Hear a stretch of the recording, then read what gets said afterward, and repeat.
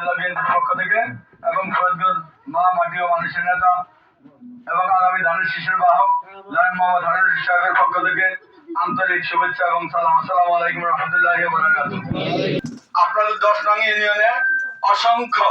আমাদের জেলা লেভেল উপজেলা লেভেলের নেতা রয়েছে এবং সর্বোচ্চ নেতা আপনাদের 10 নম্বর বার্ষিক আপনাদের গর্ব 10 নম্বরের এত নেতা আছে এবং ভবিষ্যতে আগামী সরকার ইনশাআল্লাহ বিএনপি সরকার আগামী ফরিদগঞ্জের এমপি ধানের শীষের এমপি তাই সকলে মন দিয়ে একসাথে একযোগে কাজ করবেন মিলেমিশে এই ধানের শীষকে বিজয় করে ইউনিয়নবাসীর উপকার হবে এবং এই 10 নম্বরের বাসীর দাবি দাবা আদায় হবে। কারণ আপনার 10 নম্বরের নেতা বেশি নেতারা আপনাদেরকে দাবি দাবা আপনাদেরকে সব পূরণ করবে ইনশাআল্লাহ। তাই আমি সকলকে বলবো অনুরোধ করব আপনাদের না করে 15-16 দিন বা 16-17 দিন আছে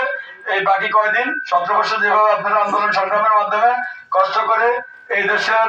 গণতন্ত্রকে ফিরিয়ে এনেছেন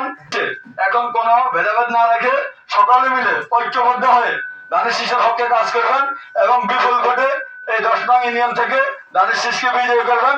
এবং এই ফরিদগঞ্জের উন্নয়নকে বজায় রাখা এবং আগামী সরকার যদি বিএনপি সরকার আসে ইনশাআল্লাহ যেমনি ভাবে বাংলাদেশের